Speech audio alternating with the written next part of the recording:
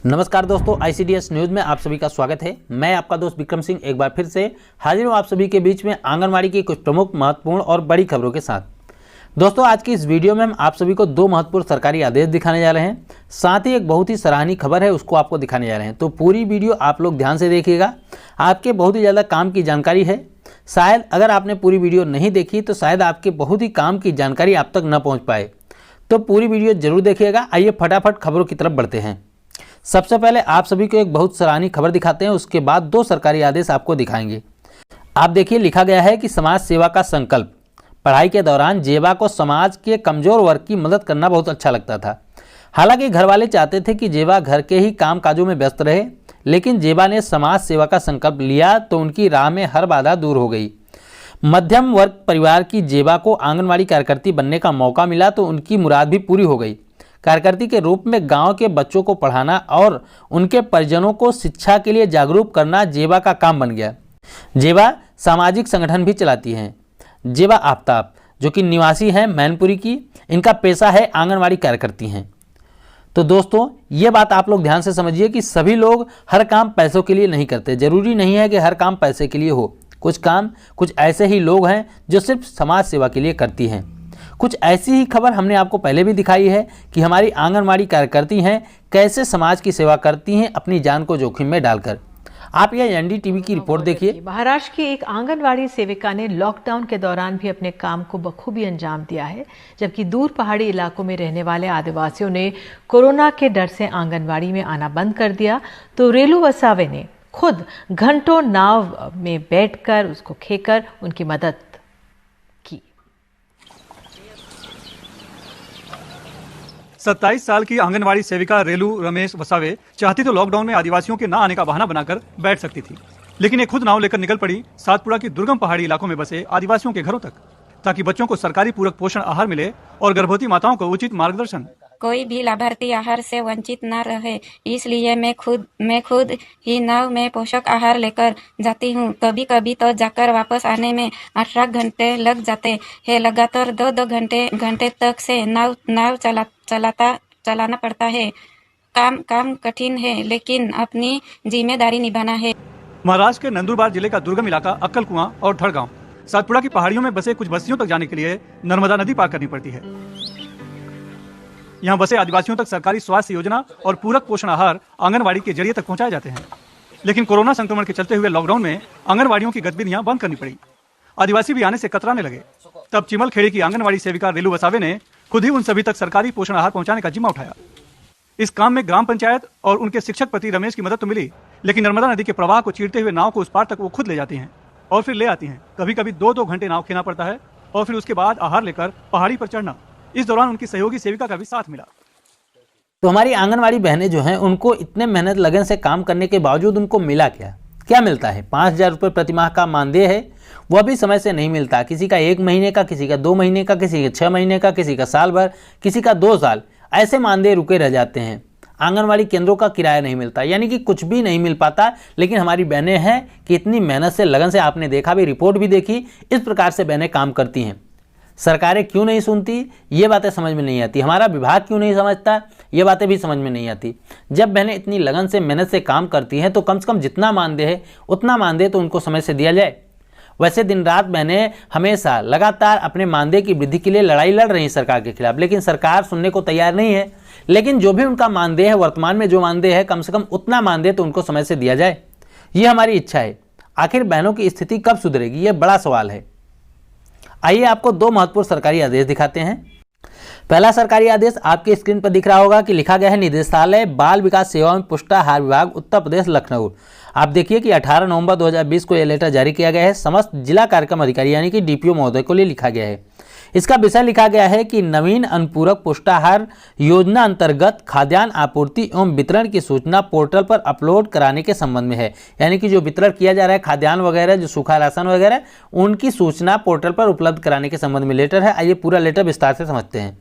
लिखा गया है कि कृपया उपयुक्त विषय के संबंध में अवगत करना है कि आज दिनांक 18/11/2020 को प्रदेश के समस्त बाल विकास परियोजना अधिकारी एवं जिला कार्यक्रम अधिकारियों को पोर्टल पर खाद्यान्न वितरण की सूचना फीड करने के संबंध में कॉमन सर्विस सेंटर, जिसको बोलते हैं CSC, द्वारा समस्त बाल विकास परियोजना अधिकारी तथा जिला कार्यक्रम अधिकारी का पुनः अभिमुखीकरण किया जाएगा।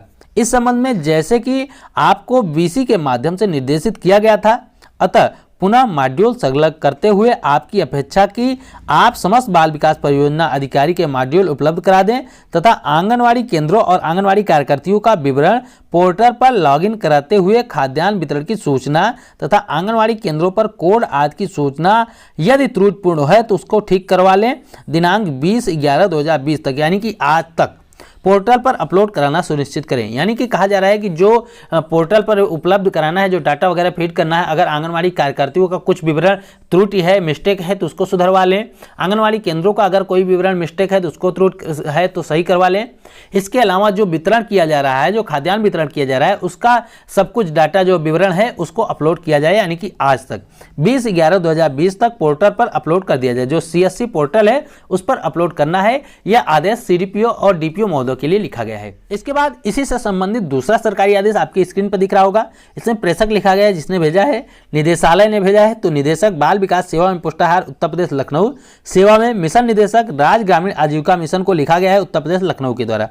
इसका विषय लिखा गया है कि नवीन अनुपूरक पुष्टाहार योजना अंतर्गत जनपदों के परियोजनाओं में स्वयं सहायता समूहों का गठन के संबंध में है। यानी कि स्वयं सहायता समूहों के गठन के लिए कहा जा रहा है। आइए विस्तार से समझते हैं कि लिखा क्या गया है।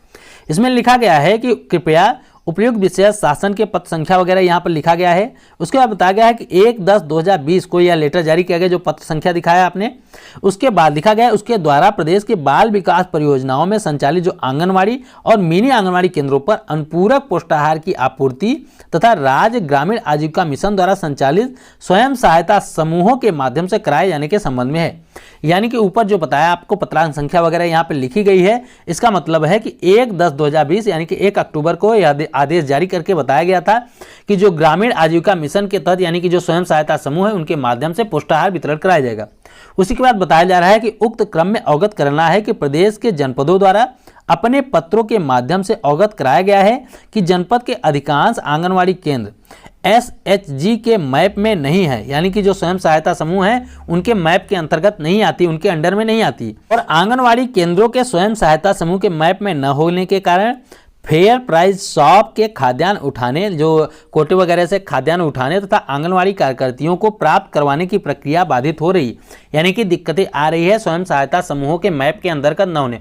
मैप के अंतर्गत का मतलब यह है कि जैसे स्वयं सहायता समूह जहां पर गठित है उसके अंडर में आंगनवाड़ी केंद्र नहीं आ रहे हैं, यानी कि उससे काफ़ी ज़्यादा दूर है। इसकी वजह से काफ़ी ज़्यादा दिक्कतें आ रही खाद्यान्न उठाने में। उसके बाद बताया गया है कि अतः उक्त के दृष्टिगत आपसे अनुरोध है कि कृपया जिन क्षेत्रों में आंगनवाड़ी केंद्र स्वयं सहायता समूहों के मैप में नहीं है, कृपया उन आंगनवाड़ी केंद्रों को स्वयं सहायता समूहों के मैप से करवाने का कष्ट करें, यानी कि उनसे जोड़ने का कष्ट करें, जिससे कि फेयर प्राइस शॉप से खाद्यान्न उठाने तथा आंगनवाड़ी केंद्रों पर खाद्यान्न प्राप्त करवाने की प्रक्रिया सुचारू रूप से संपादित हो सके तथा लाभार्थियों को समय से वितरण कराना सुनिश्चित भी किया जा सके। इसके लिए बताया जा रहा है कि जो आंगनवाड़ी केंद्र हैं उनको स्वयं सहायता समूहों के मैप से लिंक करें, उनसे जोड़ें, जिससे बाकी दिक्कतें जो आ रही हैं वो दिक्कतें ना आए। क्योंकि आंगनवाड़ी बहनों को ये जो खाद्यान्न आपूर्ति कराई जा रही है, सूखा राशन वितरण वगैरह कराया जा रहा है, इस प्रक्रिया में काफ़ी ज़्यादा दिक्कतें आ रही है। हमने आपको कल ही एक वीडियो दिखाई, उसमें बताया था हमने कि हेमलता शर्मा बहन है हमारी, किस प्रकार से इतना बड़ा कदम उठाने पर मजबूर हो गई इसी प्रक्रिया के चलते। तो इसमें काफ़ी ज़्यादा दिक्कतें आ रही हैं। उसी दिक्कतों को दूर करने के लिए आदेश जारी किया गया है, लेकिन इसके बाद भी कई ऐसी दिक्कतें हैं जो इस आदेश से दूर नहीं की जा सकती। तो सरकार को और हमारे विभाग को इसके लिए पहले ट्रेनिंग करानी चाहिए थी। हालांकि ट्रेनिंग कराई नहीं, जो थोड़ी बहुत जानकारी दी गई है लेकिन अच्छी तरीके से इसकी ट्रेनिंग नहीं कराई गई, जिसकी वजह से इतनी ज़्यादा दिक्कतें आ रही हैं। सारी बातें एक तो क्लियर बताई नहीं गई है, सब कुछ नहीं बताया गया। हमारी आंगनवाड़ी बहनें पूरी तरह से जानकारी नहीं पा सकी हैं। अगर उच्च अधिकारी हैं तो वो जानकारी नहीं दे पाए हैं। हमारे पास तक जितनी जानकारी आई है हमने अपने वीडियो के माध्यम से जरूर दिया है, लेकिन जरूरी नहीं है कि सभी बहनें, हमारी आंगनवाड़ी बहनें जो हैं हमारी वीडियो को देख ही रही होंगी, तो सब तक ये जानकारी पहुँच पाए ये जरूरी संभव नहीं है। इसलिए पहले विभाग को चाहिए कि ये पूरी जानकारी कैसी प्रक्रिया है पहले उसका पूरा प्रारूप आंगनवाड़ी बहनों को समझाना चाहिए, उसके बाद स्वयं सहायता समूहों को भी समझाना चाहिए था। उसके बाद जो ये दिक्कतें आ रही है उस पर विचार विमर्श करना चाहिए था।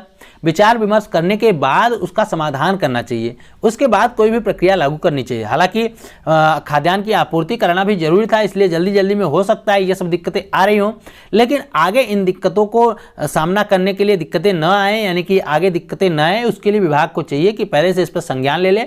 जैसे कि यह आदेश जारी किया गया है, इसी के तरीके से और भी आदेश जारी किए जाएं, अधिकारियों को टाइट किया जाए, उसके बाद ये सारी दिक्कतें दूर हो सके, जिससे हमारी आंगनवाड़ी बहनें अच्छी तरीके से काम कर पाएं।